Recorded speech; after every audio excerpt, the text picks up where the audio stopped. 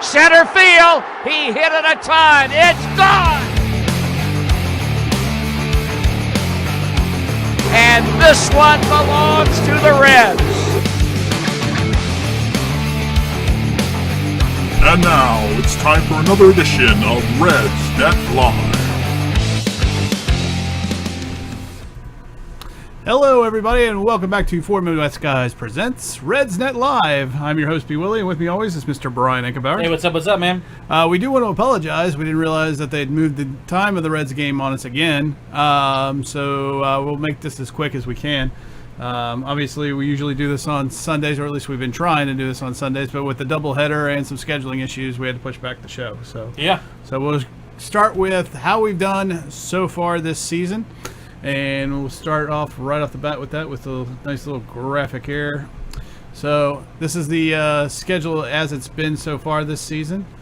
So obviously we started off with the win at the home opener, and we moved on to 2 losses against the Tigers, unfortunately at home. Big disappointment along, and then we continued our little 4-game losing streak against the Cubbies. Finally picked up a win, ended up with a postponement against the Cubs. So wasn't the greatest start, Brian, to the season by far. It was disappointing.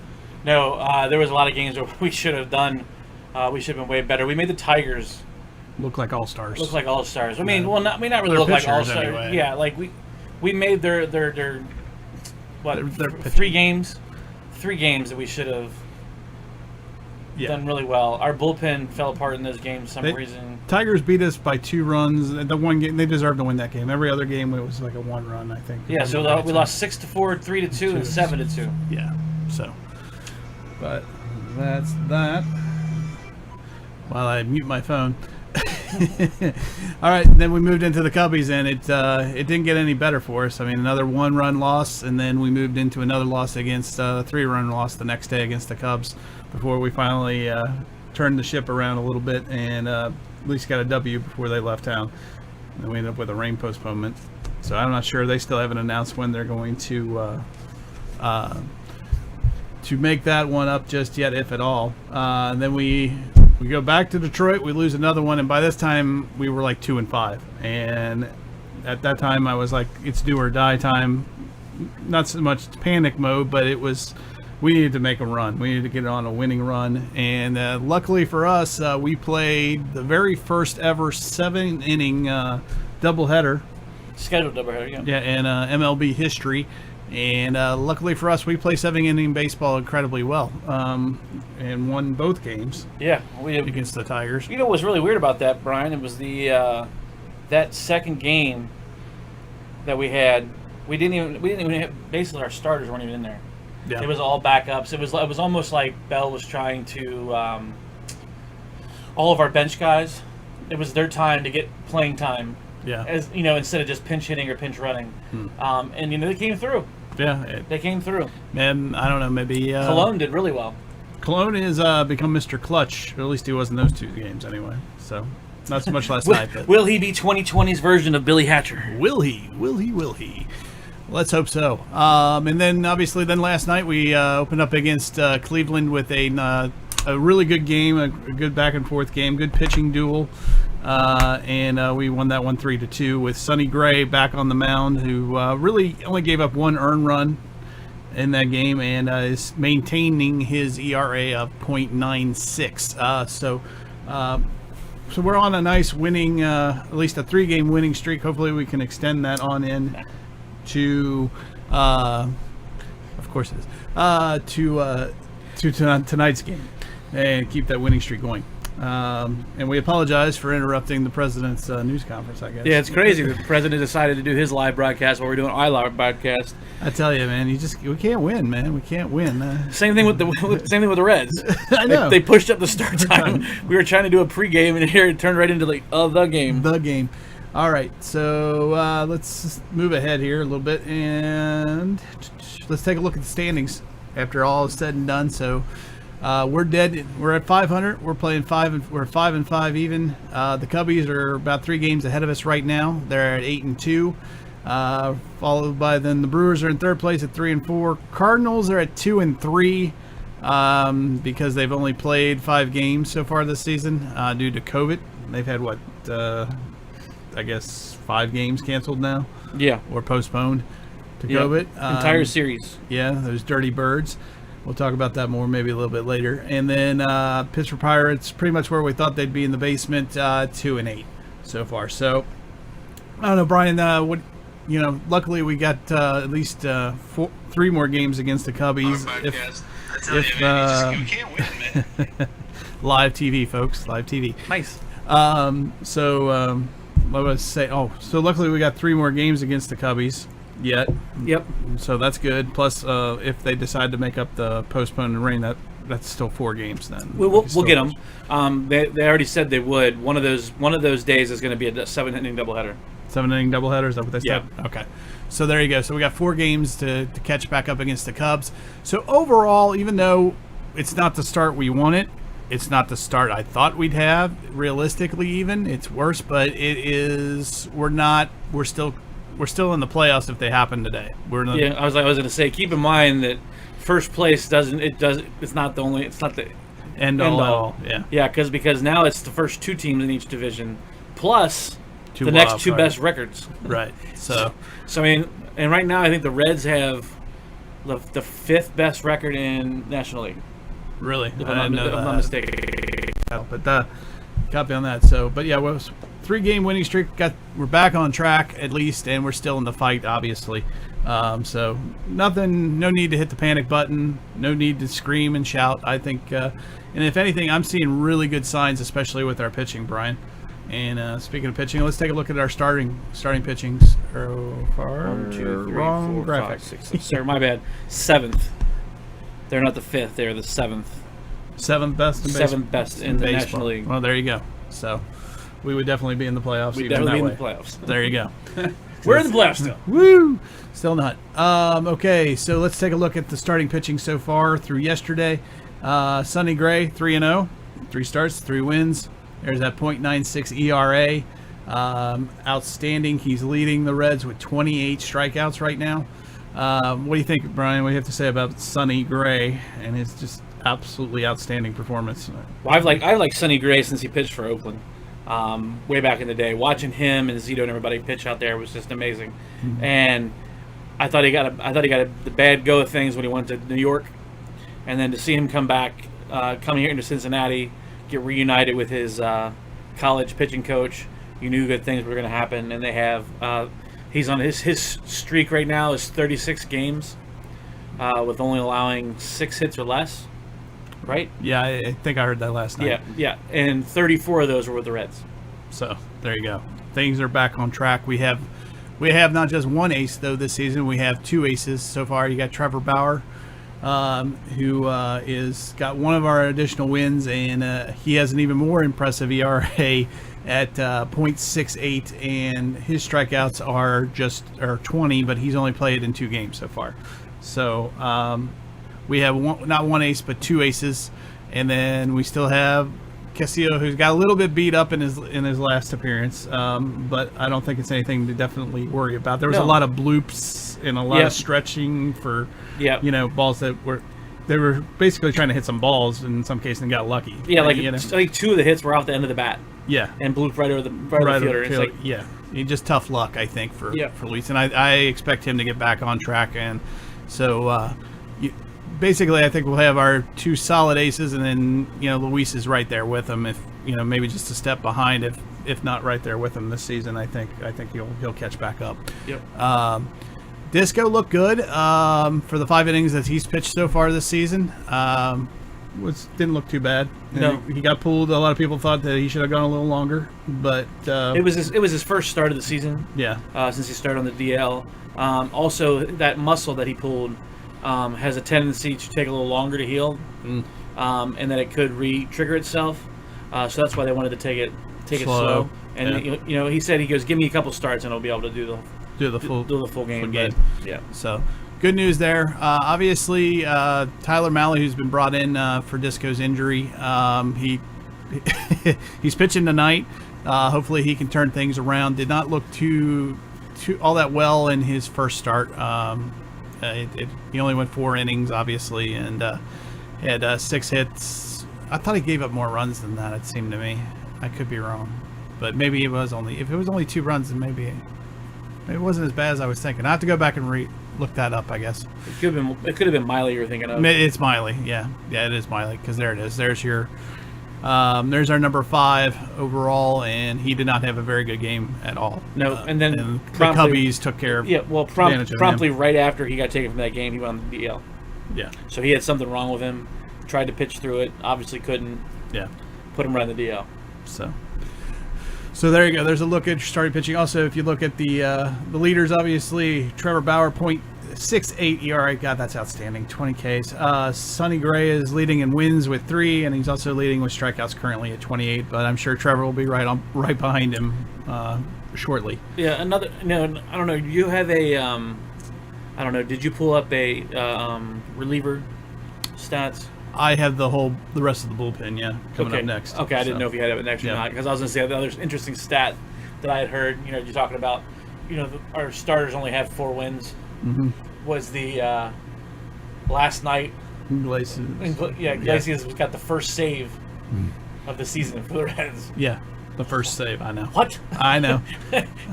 Well, Iglesias has been up and down. He was spectacular last night. I mean, absolutely outstanding. Speaking of the bullpen, though, let's pull him up here. Raisel Iglesias actually has one of our wins. He's got one of the 5 wins, and last night he did pull off the first save for the Reds.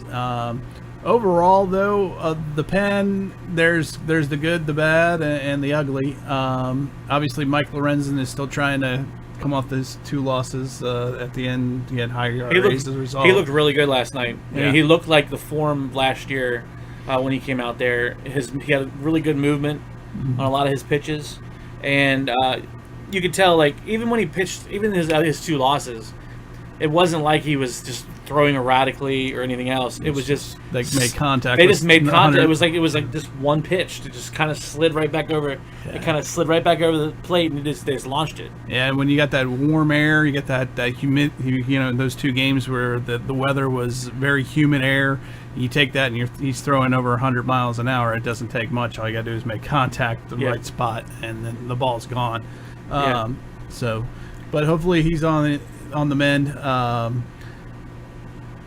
I like, Strope continues to do well. Nate Jones has been absolutely outstanding. Yeah, his new nickname that they gave him was Nasty Nate. Nasty Nate. So that would be nice if that was the start of a new Nasty Boys or something. I tell you, that brings back some good memories there for sure. But I'm really impressed, especially coming, out of nowhere. Local kid. He has the strangest delivery. He's got that stop motion delivery with the flick of the wrist. With the flick of the wrist, but I love watching him play, and he just goes out there and he pitches with confidence too. He goes at him. He's not really painting corners so much. I mean, he's just going after the guys. I think so. Hopefully that continues. Stevenson, I really haven't seen him much at all since his 1/3 of an inning. Do we have anything on him being injured? Who is that? Stevenson, Robert Stevenson, because he's only pitched 1/3 of an inning for the entire season, and I'm not sure what's going on. No, but is he a left-handed pitcher? Right-handed pitcher? I think he might be a lefty. I don't know. I have to look that up. To be honest, I don't know. I don't know. He may have gotten sent down. I don't even know. Usually, with that high of an ERA, and only pitching 1/3 of an inning, it makes me wonder.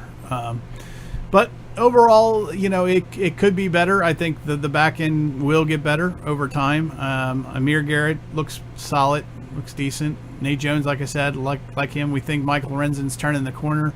Sims is not in his 4 innings is yet to give up a single run, and Pedro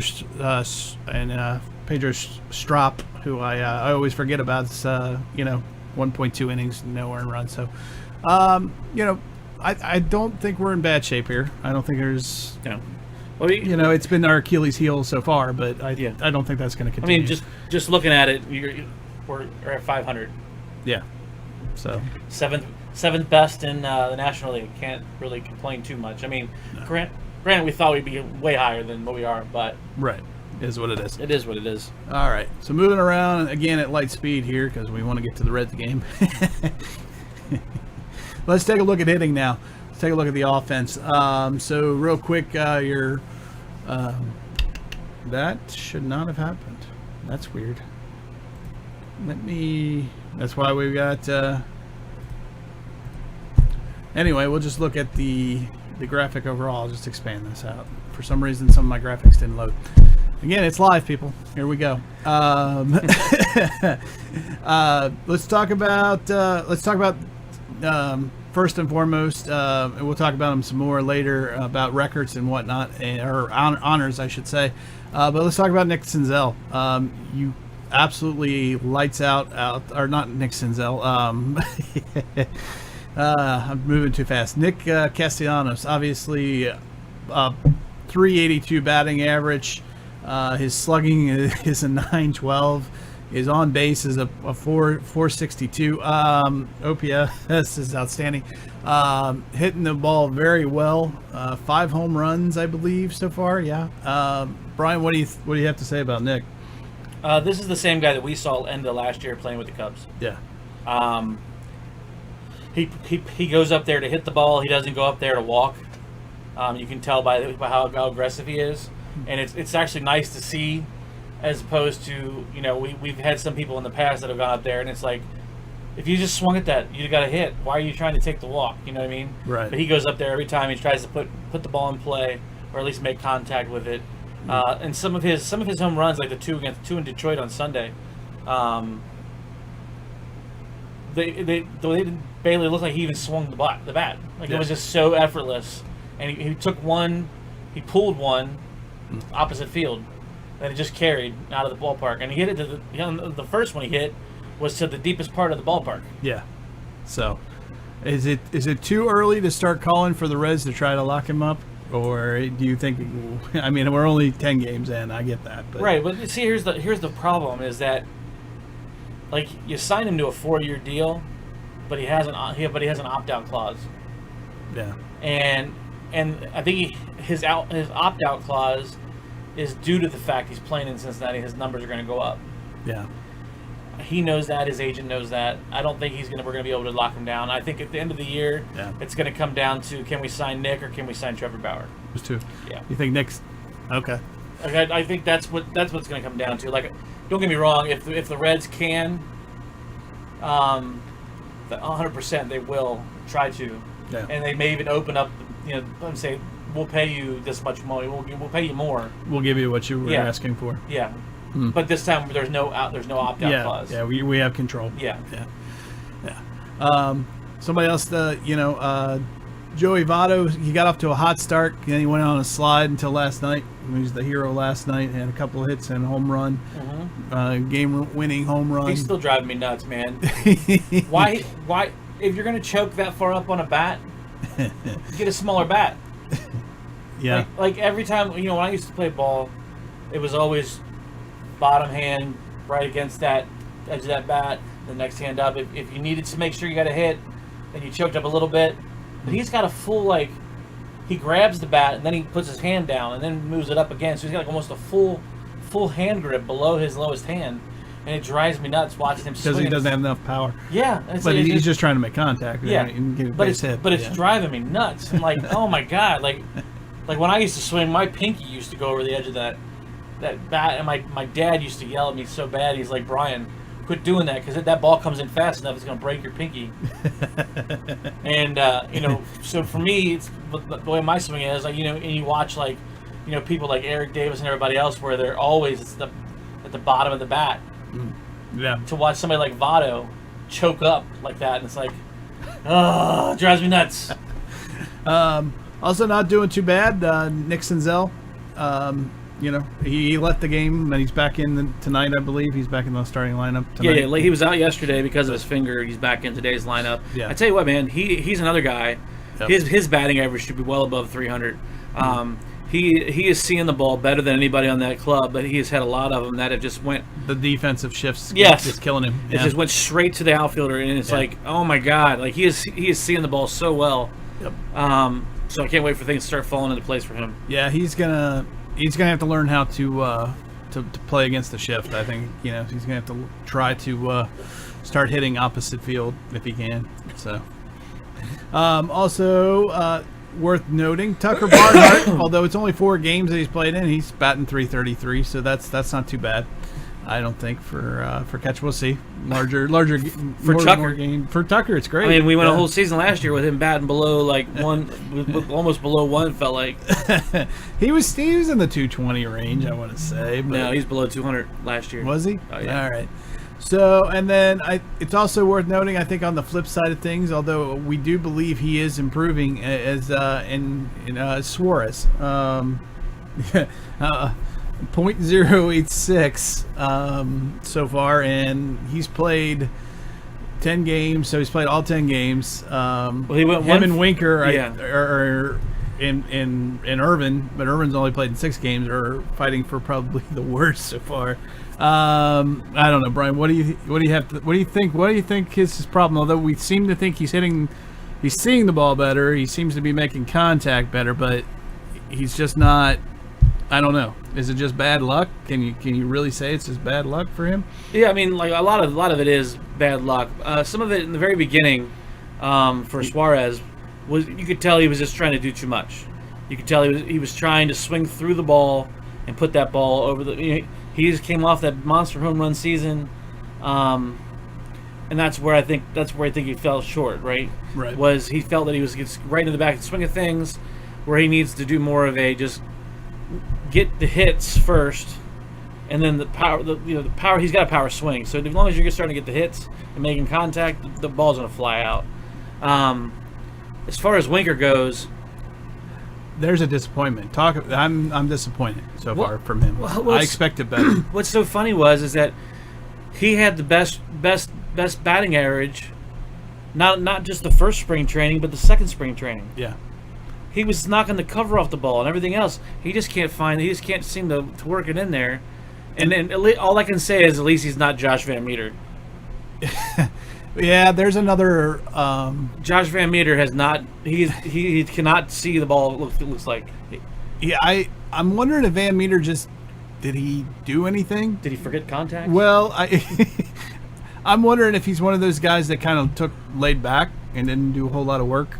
Maybe during we'll call it the second off season there after spring training, because he seemed to be doing all right in spring training. He had a couple hits in spring training, but he didn't do anything major. And it's just one of those like. Is it because Van Meter doesn't get playing time every day? You know what I mean? Like some of that, but I mean he's played in 6 out of the 10, so right. But he's only had 12 at bats.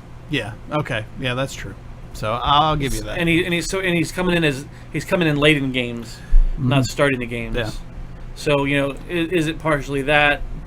Who knows? Who knows with these players? They're going to go on hot streaks. Hopefully, they'll hit them soon. I hope so. Winker. I'm been disappointed in Winker. I'm disappointed in Irvin too. I really thought Irvin was going to present at least a little bit better than he has. That's for sure. At least 200 points better. Oh yeah, than he has. But I don't know. We'll have to see. It's a cause for concern on those 3 players. I think going forward. All right. So let's switch on over here. And we'll switch back to the main screen. Sorry, we are live.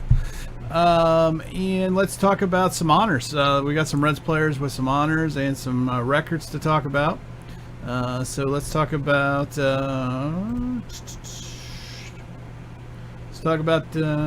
Joey first. Actually, let's talk about Joey first. Sure. So Mr. Votto. In addition to his with his home run last night, I should say, he now has 287 home runs. He's now 3rd all time on the Reds home runs list. Yep, tied with Tony Perez. Yep, tied with Big Dog. So behind only Johnny Bench and Frank Robinson. Yep, I don't think he'll reach. I don't think he can get the bench. No. But I think Frank Robinson is definitely possible. Yeah, maybe. Yeah. So. And also he's 6th on the our RBI list of all time as well, with 951 now career. Yeah. So definitely a privilege to watch Joey play the game. Oh yeah, and to see the records start to fall his way just a little bit. And then in addition to that, player of the week this week, Nick Castellanos. I'm going to learn how to say that. He was Player of the Week last week for the National League. I think it was a Judge for the American League. Yep.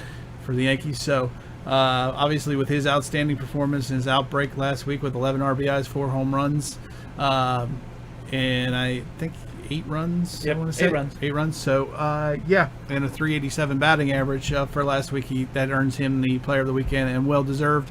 We hope that that continues. It has for many more weeks. He had another home run against last Indians. night. Yeah. You're right. I mean, so it's still going. So there you go. So a lot of different honors going on. And speaking of home runs, let's take a little closer look at those home runs. Actually, if I can find the graphic here. Here we go. So, graphic. There we go. So let's take a look. So overall, so far in this very young season, 10 games in, you got Aaron Judge with 6 home runs, and Nick is right behind him with 5. He's tied with Colin Moran of Pittsburgh, I guess. So definitely looking good. It's always good to see. Home run race.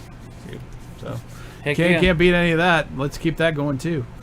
So and then let's have a little bit of fun and let's talk about Joey for a minute and his comments he had after the game with with Jim Day. Yeah. So you want to explain the story because you know it a little bit better than I do. Yeah. So because you had to kind of explain to me. I'm like, what is he talking about? Yeah. So like after the game, it was a live interview, and Jim Day is asking Joey about yesterday's wins and everything else, and Joey says, yeah. He says, the reason why he wasn't able to play is because he was going through TikTok withdrawal. Basically commenting, and he said, when the big man says no, you don't.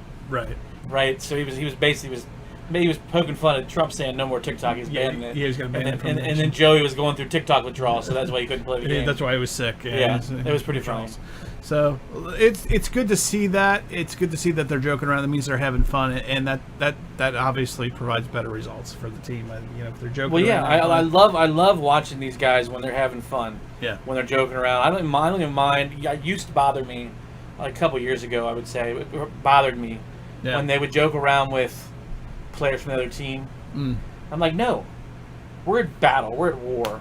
Don't joke around with them. But it's fun, like when you see them having so much fun playing the game, and just watching him interact with Jim Day. They have so much fun with Jim Day. Jim Day, they have a lot of fun. Oh, it's so funny. Like he told him, he said, like they started the interview, and right as he's getting ready to start talking, Votto interrupted him and he goes, "Hey, Jim Day, hey." Jim Day. Yeah, and he goes, he said, "Oh, you're a little close." And he was Votto was 15 feet onto the field, and Jim Day was 7 rows up into the stands. And then he was like, "Oh, I can smell you from here. You smell lovely. You smell like passion fruit." Jim Day smells like passion fruit. Oh, Who knew, huh? Yeah, it was so funny. All right, so let's talk about. There were a couple roster moves. Obviously, it was pretty quick. Joey went on the 10-day injured list for a day. It's not a 10-day injured list. Well, that's what the website was saying. Yeah, the COVID thing is not a 10-day injured list. It's just an injured list until you get a negative test or 2 negative tests or something. Yeah, it's just an injured list. It's not a. Okay. It's not a 10-day. So as a result, when he came back the next day, they sent the Punisher went back to the training site. So. Which I thought was a little bit of a surprise. I thought they might keep him around a little bit longer, but I guess not. So, I think of all the people that the Reds have on their bench right now. Yeah. The Punisher probably has the least amount of MLB experience, so he's kind of like the low man on totem pole anyway. Right. You gotta earn your way up. All right. So that was the week that was. Let's take a look at what's ahead of us. So. And I'm still a little behind on these too. Okay, so tonight's game, which just started, you've got Tyler Malley's on the mound. Hopefully we're hoping for redemption. He's going up against Shane Bieber, who has 27 strikeouts.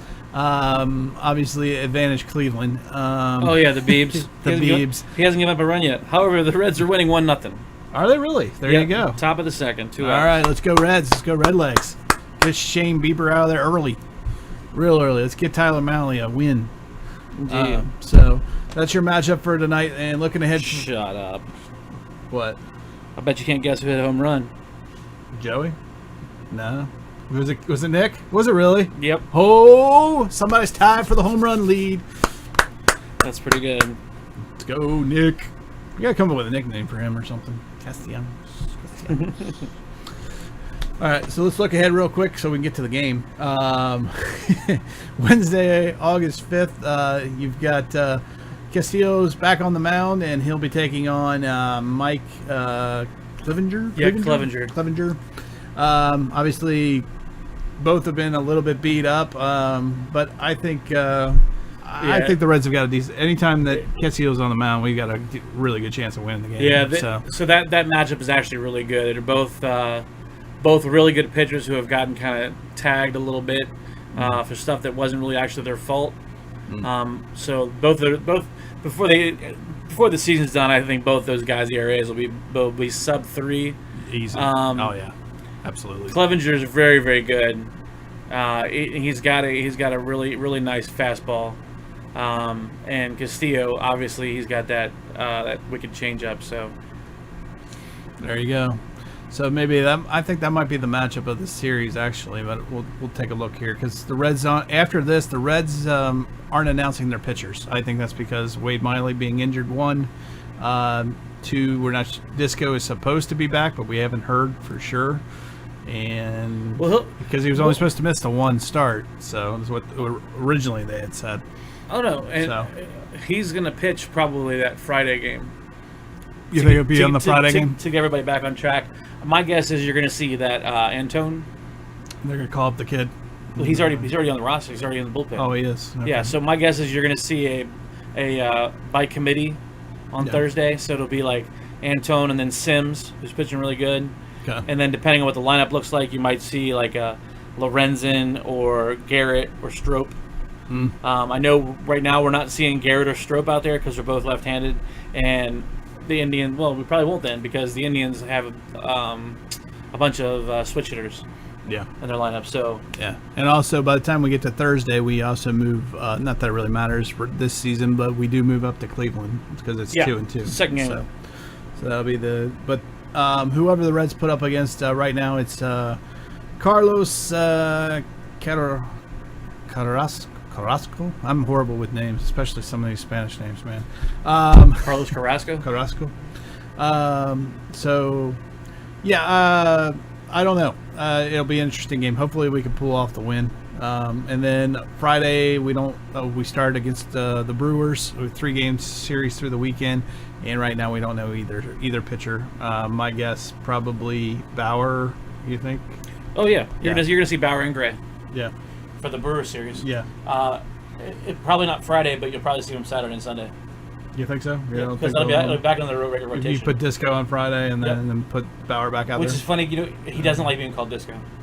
He doesn't like being called Disco. We talked about it last night on the I'm calling him Disco on the TV. Disco funny. His dad nicknamed him T-Bone. T-Bone. T-Bone. Because his friends called him Tone for Anthony. Tony. Gotcha. Yeah. So they always called him Tone throughout his whole until he got to the Reds pitching career, and then as he's come up with the Reds, he got Disco. He doesn't like it, but he's not going to tell anybody not to say it because he goes, "I'm on a major league roster. Why do I care what people call me?" Right. You can call me whatever you want. But it was funny because they were talking to Jim Day about it, and Jim Day was like, "No, he didn't say he'd like to be called one thing or the other. He just said he doesn't like Disco." Gotcha. So you're thinking Bauer, and then maybe finish the series with Gray. That'd be a good way to close out the weekend, for sure. All right. So, one of the players on the Brewers just opted out of the season. In the middle of the season? Mm-hmm. Really? Who was it? I didn't hear anything about I want to say it was maybe Lorenzo Cain. Was it? I'm not 100% sure. I thought I just read that he just opted out of the season. No. Well, while you look that up real quick, we're gonna just a few other news and highlights before we go, and that is staying in the division, in case you haven't heard, and it's been a talk of baseball, obviously, because of it, the St. Louis Cardinals have announced that the following players have tested positive for COVID-19.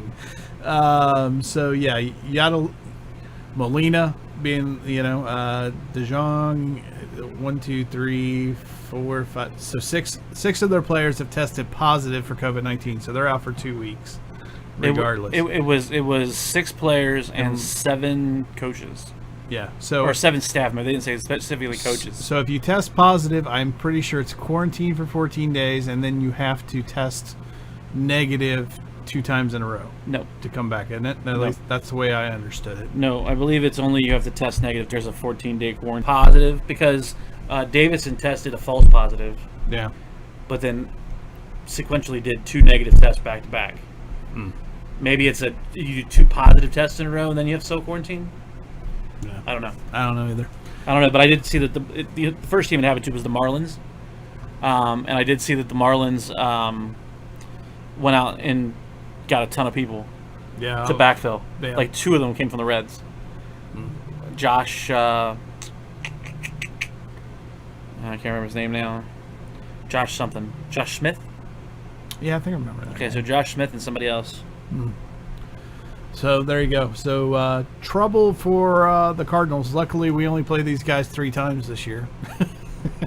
If there's a positive in it. I know it's been a big concern, and people are going, "Oh, here we go. It's the end of the baseball season." I don't think it's the end of baseball, but it's you don't. I don't want anybody to get it, even the dirty birds.